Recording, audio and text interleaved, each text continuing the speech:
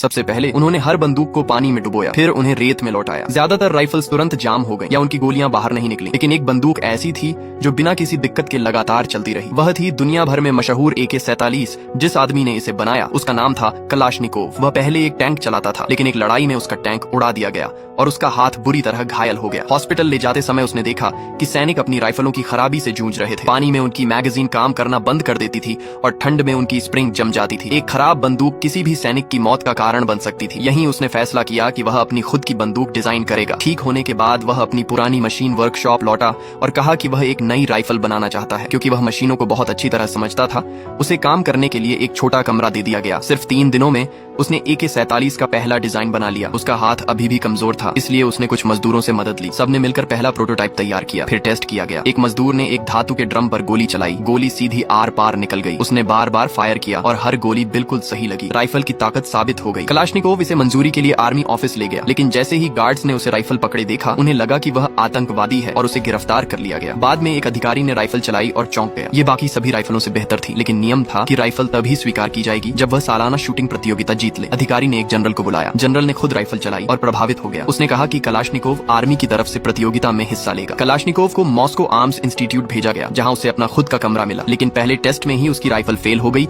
और रिजेक्ट कर दी गई। वह टूट चुका था और घर जाने की तैयारी करने लगा। रास्ते में एक अधिकारी ने उसे रोका और उसे एक और मौका दिया कि वह एक नई मशीन गन बनाए। कलाशनिकोव ने मेहनत से काम किया और एक नया मॉडल बनाया। वह टेस्ट पास हो गया, लेकिन उसकी राइफल फिर भी नहीं चुनी गई। वह बहुत निराश हो गया। तभी खबर आई कि जर्मनी ने आत्मसमर्पण कर दिया है। सब लोग जश्न मना रहे थे, लेकिन कलाशनिकोव दुखी था। उसे लगा कि उसका काम अब बेकार है। वह अधिकारी से मिला और बोला कि वह घर जाना चाहता है। अधिकारी ने चुपचाप उसे एक कागज दिया। उसमें लिखा था कि हथियार बनाना अभी भी जरूरी है। कलाशनिकोव वापस काम पर लौटा। उसने हर गलती से सीखा और अपने डिजाइन को सुधारता गया। 2 साल बाद एक नई राइफल तैयार हुई। AK-47 टेस्ट में उसने हर लक्ष्य को बिल्कुल सही मारा। फिर सभी राइफलों को दोबारा पानी और रेत में डुबोया गया। ज्यादातर राइफलें खराब हो गईं। फिर AK-47 की बारी आई। वह बिना रुके लगातार चलती रही। एक भी गोली मिस फायर नहीं हुई। कलाशनिकोव आखिरकार जीत गया।